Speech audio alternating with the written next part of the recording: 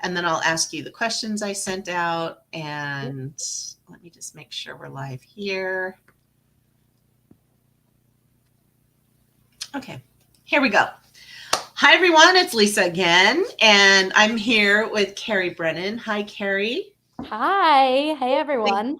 Thanks for joining us. Absolutely. Carrie is one of our esteemed speakers for this year's conference, and Carrie is a filmmaker. So, Carrie, why don't you tell us a little bit about who you are and what you do? Yeah, absolutely. My name is Carrie Brennan. As Lisa so kindly mentioned, I'm a filmmaker, I'm an actor, I'm a writer, I'm a producer, but I'm really at the core of it someone whose intention is to just help people see the best in themselves and to love themselves exactly as they are right now. You know, that's really how I identify myself. I knew I was gay when I was 13 years old, and I didn't end up coming out until I was 23. So, in the span of those 10 years, I was in the closet, obviously. And when I came out, finally, I wrote a film called Block, and the story is really centered around my internal homophobia, you know, or fear of coming out and what that experience was like. Because the one thing that I realized in that process was that I'm struggling so much and nobody has any idea. Nobody knew I was struggling. And I wanted to, you know, really put a face on that weight, the weight of how I actually felt. And so I wrote this film called Block. The logline of the story really is where the main character who I play, her name's Kit, her internal homophobia literally manifests itself into a cinder block. And so the whole story is about trying to release myself from this imaginary cinder block that nobody can see but me. We filmed in 2020, or we shot in 2019. We filmed in 2020. And since then, I've been a professional speaker traveling around the country, speaking to different communities, organizations, businesses about that cinder block feeling and helping other people release their own cinder blocks by meditation and through talking about it. That's something at least, and I think, you know, we both really, really believe in is just the fact that telling your story not only sets other people free, but it sets you free. Right. So I'm really excited to be with you all today. I'm really excited to hear everyone else's stories too. And yeah, just really grateful to be a part of this community. Oh, what do you think would be the key takeaway for people when they come to see your talk? I think the key takeaway. Oh, sounds like your friend has a That's a ginger. She's very who you truly are, like the truest version of yourself, the closest that you can get to the truest version of yourself is going to be the best version of yourself. So it's not a matter of being being the fittest, being the prettiest, being the you know, the whatever, waking up at 5 a.m. It's just waking up in the morning and being able to get closest to your truest self, whatever that looks like. Right. Yeah. I've found that when I'm in alignment with my truest self, I realize that I haven't looked in a mirror all day. Wow. That is so true. I mean, Like I try to half the time. I mean, I clearly didn't look in a mirror today. That's why I'm just like, you know, rolling with the punches here.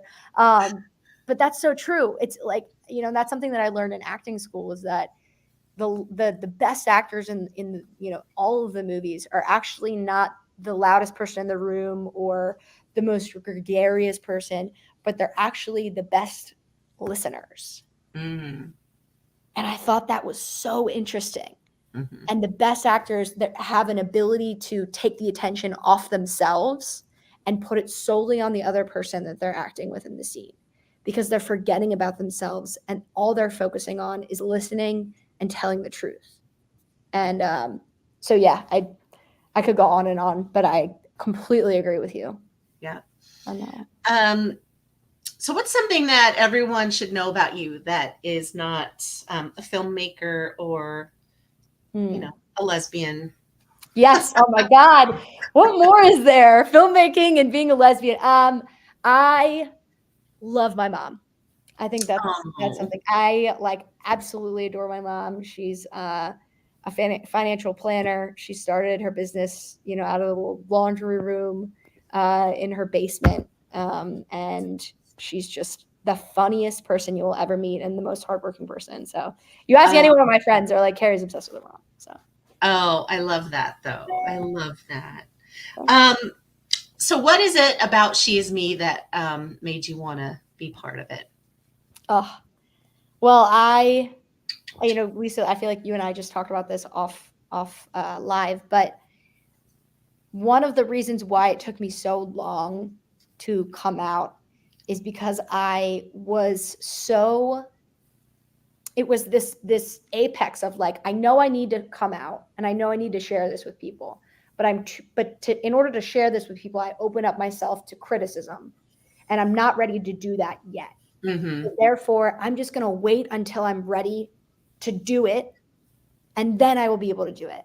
And guess what? That took me 10 years. Yeah. And when I heard that you bring the space to the women instead of having them go out and seek it, I Yeah. said 100%. Yeah. I'm in. That's amazing. Yeah. And we talked about this earlier. Like this was my vision and this is my legacy. Like I think about this. I think about She's Me all the time from the moment I wake up to the time I go to sleep at night. And last year was a rough health year for me. And I almost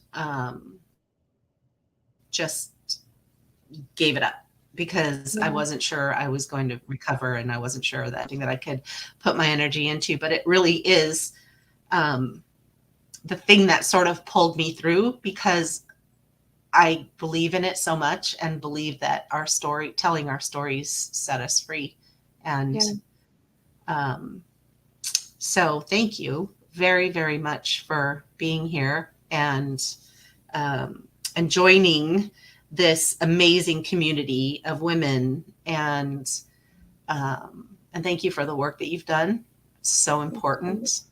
And we're honored to have you here. Thank you. I'm so honored to have this space. And I just want to say one last thing is like, there are so many people that I know in the world that I've spoken to in my own life that have thought about doing what you do and what you currently are doing, but they've never actually done it. So I just wanted to say thank you for crossing that threshold and going through the pain and the disappointment and the pain in the ass moments, which there are many of them. All the things. Running a business. But thank you for continuing to do that and fighting the fight because it is so worth it. So thank you. Yeah, it is worth it. You're welcome. Thanks, Carrie Brennan. And Absolutely. Don't forget, the conference is October 22nd through the 27th. Yes. We're going to have 50 plus amazing women speakers, some workshops, which will be posted here later today. Some panels that are happening. I just posted that on our Instagram page of the 3 panels. And we also are asking you to share that post. But if you know of anyone who might want to serve on a panel, there's some pretty intriguing subjects that we could use some more experts on. So if you want to serve on a panel, send me an email and you will also get a ticket to the conference. So thanks so much, everyone. We'll be back with a few more speakers today. So thanks. Thanks, everyone. See you then.